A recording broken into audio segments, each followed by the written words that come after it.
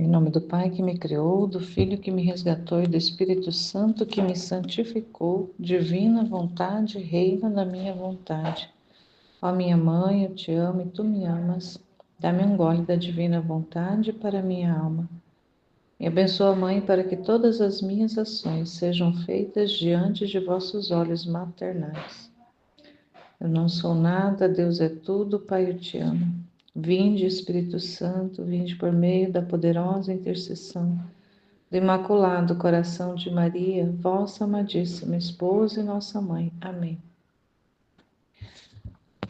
Meditação, Livro do Céu, volume 2, capítulo 35, 14 de junho de 1899. Expectação.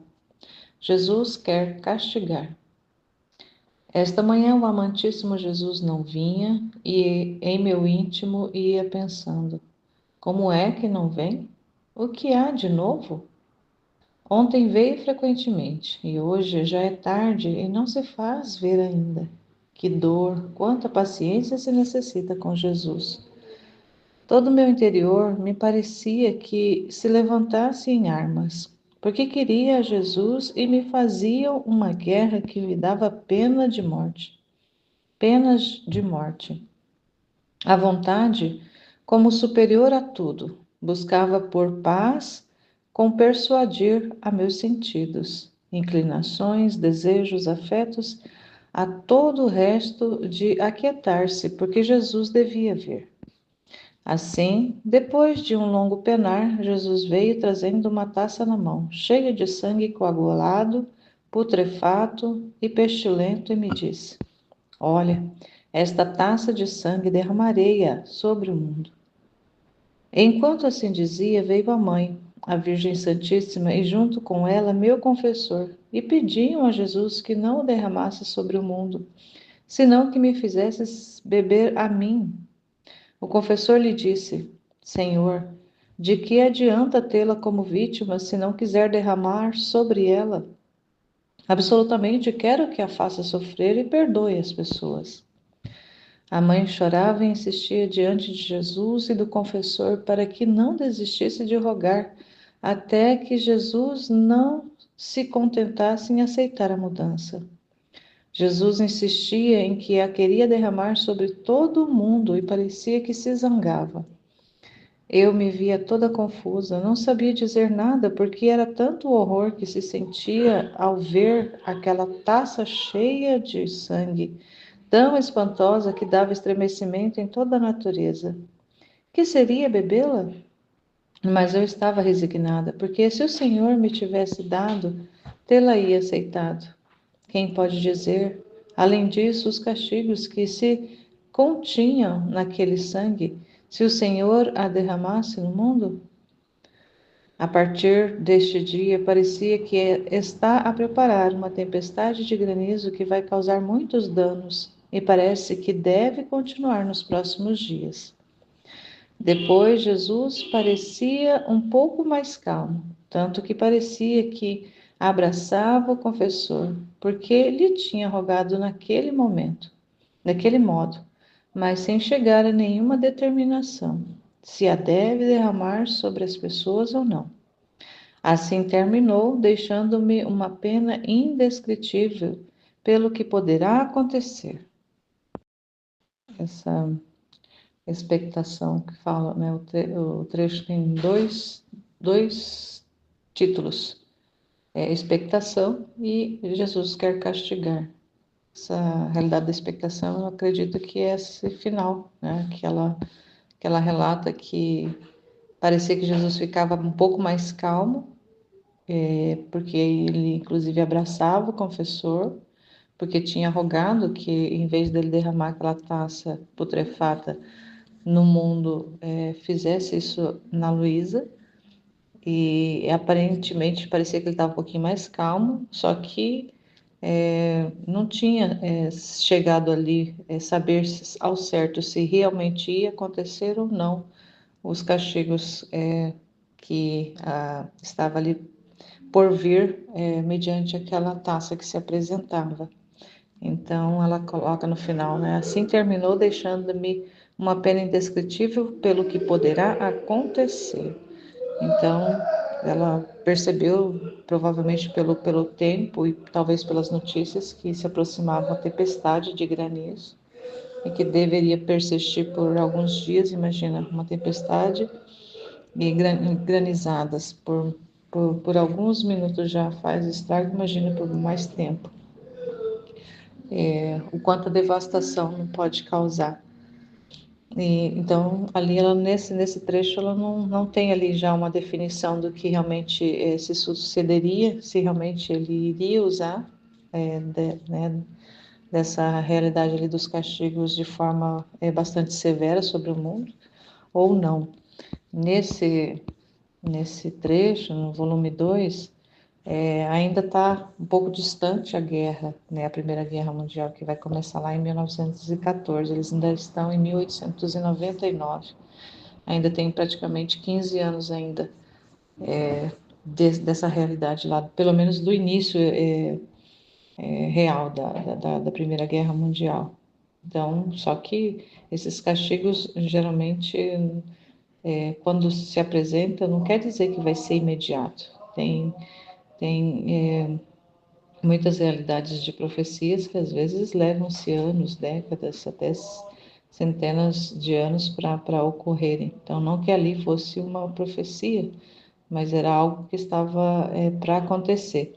É algo que aconteceria no futuro, sim, não se refere a algo do passado, é futuro, mas não dá para se determinar né, quando que ele iria fazer. Ele poderia utilizar, derramar, colocar a justiça em execução imediatamente, como poderia ser algo do futuro que ele estivesse ali revelando para ela, né? Pelo menos mostrando. Então, aqui não dá para se determinar. Até mesmo poderia ser essa realidade da guerra, que viria depois, alguns anos depois. Mas o quanto que quando ela, no início, ela falando, né, dessa realidade ali do desejo dela de querer ter essa presença sensível de Jesus e como que o interior dela estava em guerra. Olha só, ela fala da quanta paciência que era necessária ter com Jesus, porque hora ele vinha, hora não vinha. Então, eu vivia né, no dia anterior tinha vindo o dia inteiro e agora, né, naquele dia onde ela estava narrando ali, não tinha aparecido ainda. E ela falou aqui, né, que o interior dela, todo o interior dela, quer dizer, essa é a realidade íntima ali dos sentimentos, paixões, toda a realidade interior dela ali estava se armando por causa dessa, e estavam fazendo guerra entre si por causa que ele não vinha. Então é aquela luta, né? Essa guerra que ela fala, né? Essa luta interior, né? Ah, vem, não vem? Será que esse estado realmente a vontade de Deus? Não é a vontade de Deus? Né? São, na verdade, são as dúvidas que vão suscitando. Essas dúvidas que elas não são nada benéficos. Uma dúvida, ela só é benéfica quando ela objetiva uma solução para algum determinado problema razoável, quando não, ela é só realmente para desestabilizar a criatura e entrar no processo de dúvida onde não existe ali uma possibilidade de resposta real e concreta. Então, sempre que é abstrato a dúvida, ela realmente se torna algo tenebroso, algo de trevas mesmo, porque desestabiliza, ela vai deixar ali a criatura sem um ponto de referência, porque a dúvida ela tira a referência e deixa a pessoa sem o contato realmente com a realidade, com o real, com o certo. E então, nessa luta que ela narra interior, provavelmente ela estava, né, nessas dúvidas, cheia de dúvidas, fazendo guerra interior entre si. Então, provavelmente ali algumas paixões lutando, né, guerreando. Então, ela coloca aqui, ó, inclinações, desejos, afetos e todo o resto estava ali fazendo essa luta e ela apresenta ali que a vontade que é superior é uma potência superior, inclusive porque a vontade é uma potência divina, é uma potência, não é uma potência natural, é uma potência de Deus mesmo, é um dos atributos dele. Então, a inteligência, a memória e vontade, esses três principais atributos da alma, são atributos divinos colocados no homem e no homem apenas. E, né, claro que os demais seres criados têm certa inteligência, mas são naturais, e a memória também mais natural, mas a parte de realidade espiritual não existe neles. Então, a vontade é superior à memória e à inteligência no quesito ali que é o motor, é aquilo que dá movimento ao ato. E na representação de Deus, a vontade ela está associada ao Pai, assim como o poder está associado ao Pai.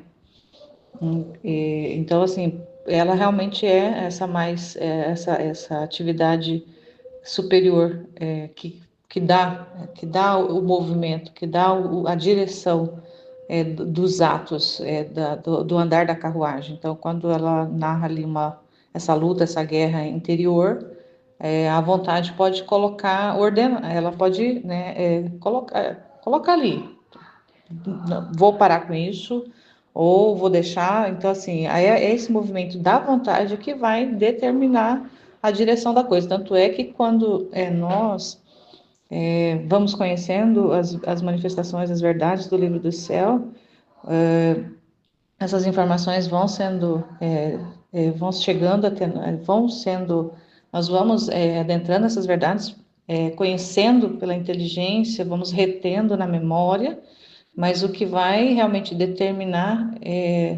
essa adesão ou não à vontade de Deus é a vontade do ser humano, é a vontade. Não é a inteligência que adere, a inteligência ela percebe, a inteligência enxerga, a inteligência vê, a inteligência aprende, ela compreende, mas quem dá adesão, quem faz esse movimento, quem movimenta, quem é ativo para a situação tornar-se real é a vontade, é ela que é essa. É que realmente, quando até o Senhor ainda fala em trechos, relaciona a vontade como um motor, aquele motor que realmente faz funcionar a coisa. Então, existe, né, por exemplo, existe um corpo ali que está inerte, precisa ali de um motor, ali, de algo que faça esse corpo se movimentar. A gente pode, né, simplificar vendo vários equipamentos. Existe ali um motorzinho que faz funcionar. Então, tem várias ligações ali, várias realidades associadas, mas o que realmente dá o movimento, o que faz funcionar é o motor. E esse motorzão, independe do tamanho, no caso, tem essa semelhança, né? A gente faz essa exemplificação, essa analogia com a vontade, que realmente faz funcionar. Então, é interessante a gente observar isso. Aqui, ela está se referindo, na verdade, à vontade humana dela mesma ali, que está ali querendo ordenar essa realidade interior dela, que está inquieta, que está ali totalmente inclinada, meio que se desordenando por causa dessa realidade do vir ou não vir de Jesus. E diante da apresentação dessa taça ali, que ele chega com essa taça de aspecto horrível, fétido, que ela vai narrando, e que ali é um símbolo de castigos, de realidades que ele iria colocar, né, ia colocar no mundo, ia derramar sobre o mundo. Então, essa realidade, derramar essa taça no mundo seria, né, liberar a justiça para agir à vontade, liberar os castigos e tudo mais, e colocar os seres humanos realmente ali para sofrer mesmo. Então, e a possibilidade dela, como alma vítima, receber isso. Então, de repente, né, eu penso, às vezes pode ser que era tão feia a coisa, né, porque ela fala que ali a natureza estremecia diante, né, da possibilidade dela ter que beber aquilo ali. Imagina, isso aí, isso tudo numa ordem espiritual. Mas a natureza dela, a natureza sentia a repugnância da possibilidade de ter que beber aquilo. Mas, como alma vítima, ela fala, né, que ela se conformaria, ela se resignaria a aceitar se realmente aquilo retirasse da terra, retirasse esses castigos que estariam por acontecer. Aí eu lembrei daquela passagem que quando Jesus se entrega ali, né, que Jesus é a vítima das vítimas, acho que foi Caifás que falou, né, que convém que um morra para que para que um morra em nome dos outros, né, para que outros se salvem. Então ali ele foi profético nessa palavra dele e realmente foi isso que aconteceu. Um morreu para que os demais fossem salvos. E no caso ali da alma vítima, se ela está ali resignada, aceita, e ele faz como várias vezes ele derramava sobre ela as amarguras, então retirava de certa forma, né, quando ele fazia isso, ele diminuía os castigos. Então era ali uma alma sofrendo para que outras pudessem se beneficiar, não recebendo os castigos ou esses castigos sendo amenizados.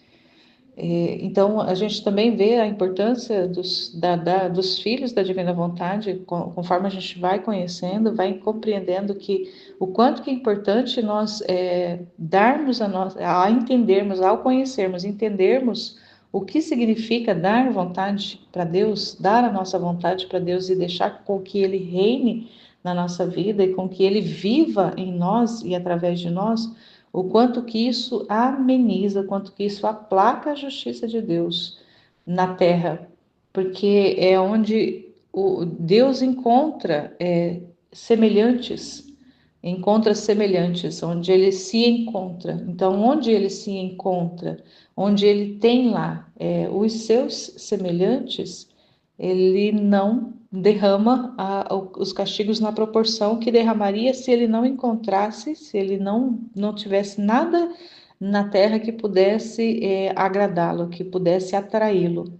Então, a importância né, nesses tempos de tanta perversidade, de tanta maldade no mundo, tanta trevas sendo reveladas, tanta podridão, que se não houvessem os filhos da divina vontade, o Senhor já teria destruído o mundo. Ele fala disso no livro do céu, que é por causa de ter essas almas, que é onde ele dá continuidade na sua vida, na sua humanidade, né, nas almas que estão entregues, que se dão para a divina vontade, que se deixam governar, se deixam reinar pela divina vontade, que são esses reinos de Deus, onde ele vive, habita e reina, opera, governa.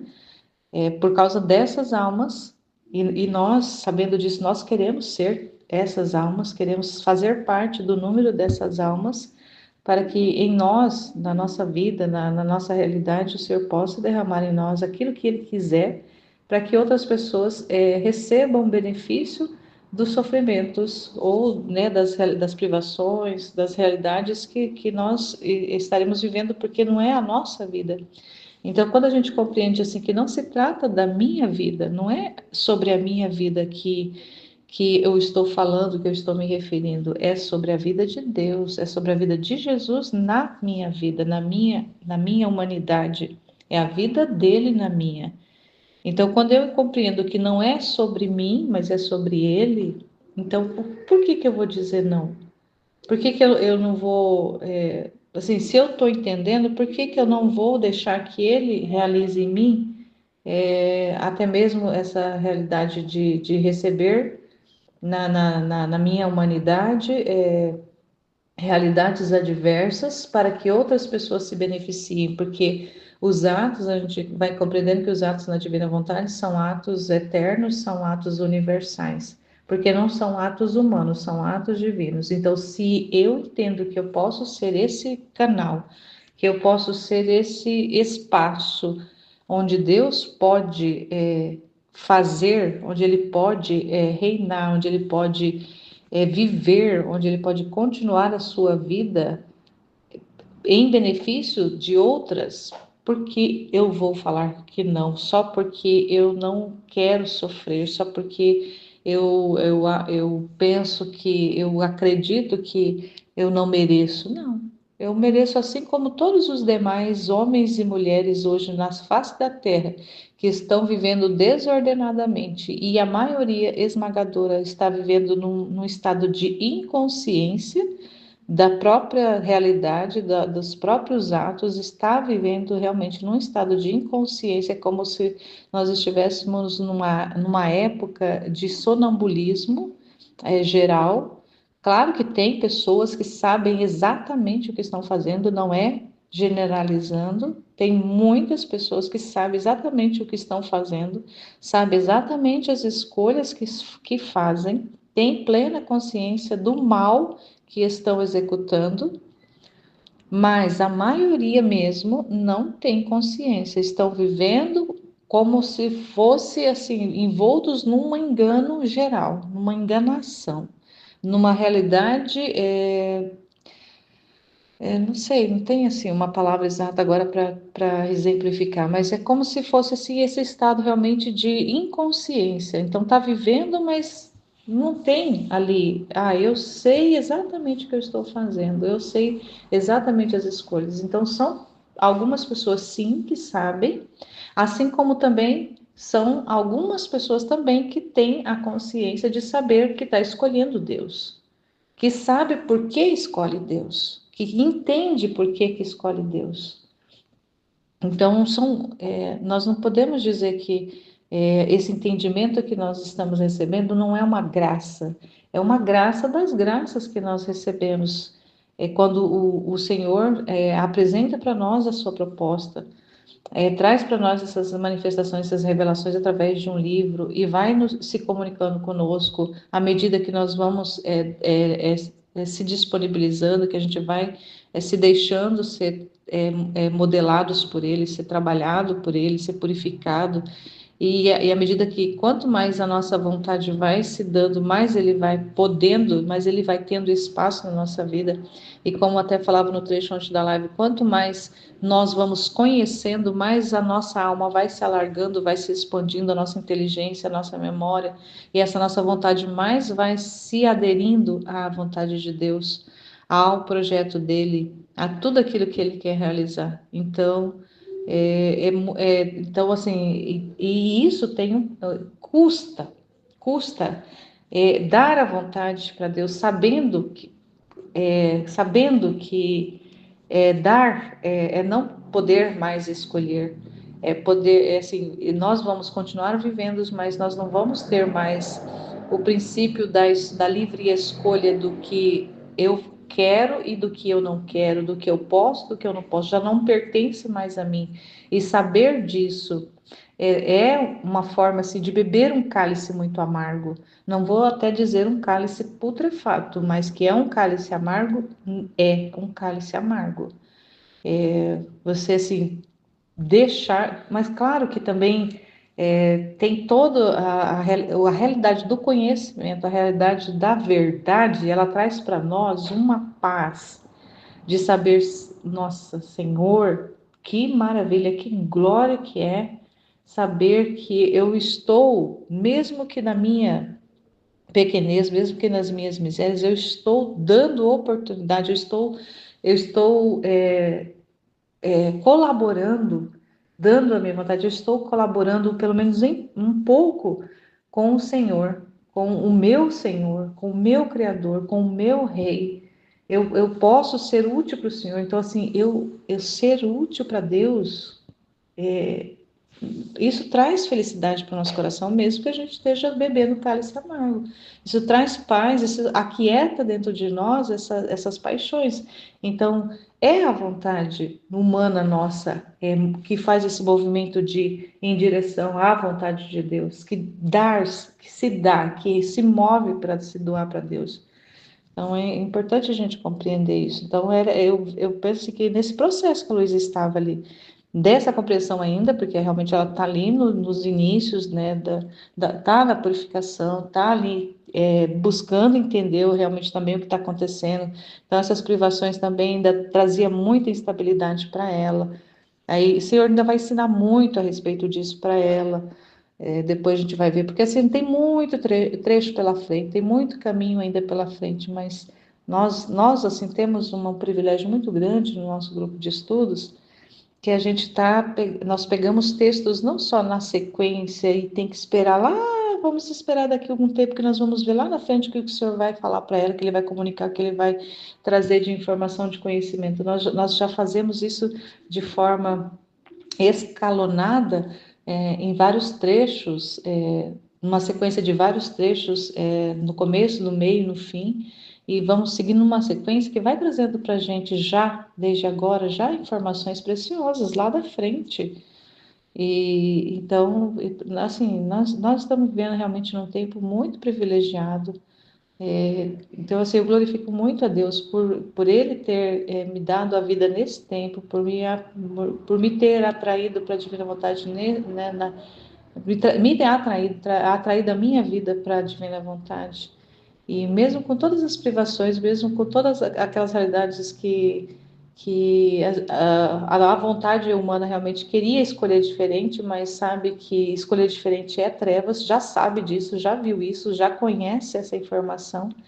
Então, mesmo que eu tenha que beber cálices amargos, cálices que não é nada agradável, que não desce nada assim saboroso, mas sabe o valor de tudo isso. É o valor. É quando a gente conhece o valor, é isso a importância de conhecer o valor. E o valor da divina vontade é inestimável, é incalculável, é um valor infinito. E quando a gente acessa pelo menos um pouquinho dessa realidade, dessa verdade manifestada no livro do céu, a gente aceita, Senhor, o que o Senhor quiser trazer para nós, eu aceito, né? Porque não existe nada nesse mundo melhor do que viver o que o Senhor quer para mim, viver a sua vida. Não existe, nossa, viver a vida de Deus, né? Deus viver a vida dele na minha vida, não existe nada melhor do que isso. Amém, Fiat.